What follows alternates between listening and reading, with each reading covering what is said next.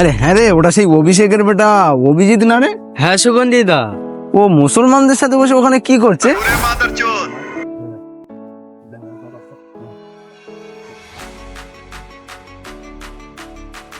আরে ওকে ডাকতো, মুসলমানদের সাথে বসে কি করছে দেখতো। অভিজিৎ এখানে দাদা ডাকছে। হ্যাঁ কি হয়েছে? যাচ্ছি যাচ্ছি। ভাই ফোনটা ধরতো। বলো দাদা।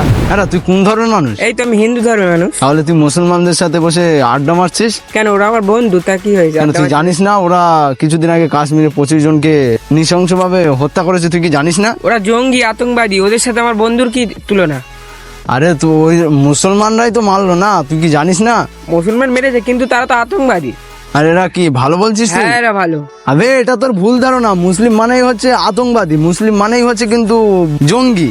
আর তুই না, তাদের সাথে এরকম ভাবে ঘুরে বেড়াচ্ছিস, আড্ডা মারছিস, এটা কি ঠিক? মুসলমান মানেই কি আতঙ্কবাদী জঙ্গি বলো? ওখানে যে হত্যাটা করলো ওরা তো মুসলমানই না করলো। আচ্ছা গাও মাতাকে তোরা কি মনে করিস? মা মনে করি। আমরা গাও মাতার মুদ খাই, আর ওরা গাও মাতাকে কেটে ওরা কিন্তু গোশ খায়। আমি তো খাই না। তুই খাবি না কেন? তুই খাস না ঠিক আছে, কিন্তু অনেক সনাতন ভাইরা তো তারা খায়। সেটা খাই, কিন্তু আমি মাথা মানি, কিন্তু আমি খাই না। আরে তোর বন্ধুগুলো তো গরুর গোশ খায় নাকি? হ্যাঁ খাই। তো তার মানে ওরাই তো হচ্ছে আতঙ্কবাদী। হ্যাঁ ওরা গরুর গোশ খায়, যেহেতু গরুর গোশ খায় তার মানে ওরাই হচ্ছে আতঙ্কবাদী। ভুল ধারণা। আরে পচা এসব কিছু বুঝবে না। চল বেকার ফালতু জ্ঞান না দিয়ে, একে যখন খাবারের সাথে বিষ দিয়ে মিশকে মেরে দেবে তখন বুঝতে পারবে। চল হ্যাঁ, যাও, যাও। বেকার ফালতু জ্ঞান দিয়ে লাভ নেই।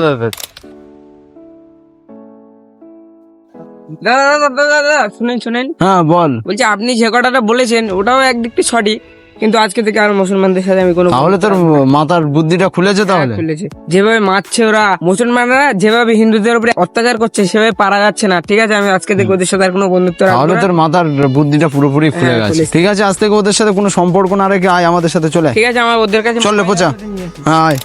এ ভাই দে আমার মোবাইলটা দে, আজকের থেকে তোর সাথে আর কোনো বন্ধুত্ব নেই। ঠিক আছে? কেন ভাই কি হয়েছে? কি শোন কি হয়েছে? এই তুই মুসলমান, তোর সাথে আমার আর কোনো সম্পর্ক নেই আজকে থেকে। ঠিক আছে? আর কেন কেন ভাই কি হয়েছে? কে বলেছে? কে কি ওই বলেছে ভাই? দুর্গন্ধদা বলেছে তোর সাথে আর ঘোরা যাবে না। আরে খুব অত্যাচার করছে হিন্দুদের উপরে। না না ভাই শোন আমার কথাটা না, শোন। না। তুই একটা কথা ভেবে দেখেছিস? আমাদের বন্ধুত্ব কত বছর ন্যাংটা আগে? গালেগার। হ্যাঁ সেই ন্যাংটা কালে আগেকার বন্ধু আমরা। তুই আমাদের ঈদে ঘুরতে আসিস, আমি তোদের পুজোয় ঘুরতে যাই। কোনো ঝুট ঝামেলা কি হয়েছে? হয় না, কোনদিন হয় না। হয় নাই তো? তাহলে তুই বল ঝামেলাটা কারা বাঁধাচ্ছে? ওই কি বন্ধু তাহলে বল ওরাই এই পশ্চিমবাংলায় ঝামেলা বাঁধাচ্ছে। ঠিক আছে, তাহলে হিন্দু মুসলিমের ভেতরে বিবাদ বাড়াচ্ছে। হ্যাঁ তুই একটা কথা বোঝ, কাজী নজরুল ইসলাম বলেছে এক বৃন্তে দুইটি কুসুম, হিন্দু মুসলমান। সে তো এই বলেন। ভ্রাতৃত্বটা বজায় রাখ ভাই। দেখ কত সুগন্ধ দুর্গন্ধ এরা আসবে, আমাদের বন্ধুত্ব নষ্ট করবে, আমাদের ভ্রাতৃত্ব নষ্ট করবে এরা এসে। ঠিক আছে, এদের কথা না কান দিয়ে আমরা আমাদের মতো থাকি না। ওদের কাজ হচ্ছে ওটা, ওরা ভোট প্রচারের জন্য ওদের ফায়দার জন্য এগুলো করছে। আমরা কেন ওদের কথায় কান দিতে যাবো? তুই বুঝতে পারিস নি? হ্যাঁ, বুঝতে আর পেহেলগামের কথা যদি বলি, সেখানে হামলা হয়েছে, তারা আতঙ্কবাদী ছিল, তারা এই ভ্রাতৃত্বটা নষ্ট করার জন্য এই প্ল্যানিংটা করেছে। ঠিক আছে, আর এর পেছনে দেখতে গেলে যদি দেখা যায় তাহলে একদিক দিয়ে এই দুর্গন্ধদেরই রয়েছে, ফায়দা রয়েছে।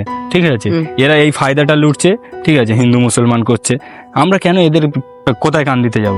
ঠিক আছে ঠিক আছে ভাই। বুঝতে পেরেছিস? তাহলে এদের কথায় কান না দিয়ে আমরা আমাদের ভ্রাতৃত্বটা বজায় রাখি। দেখ ভাই একটা কথা বলবো। হ্যাঁ বল বল। হিন্দু মুসলিম ভাই ভাই, ওই বন্ধু একটা বড় চুরির ভাই। তুই হেভি কথা বলেছিস, আয় তুই আমার বুকে আয়।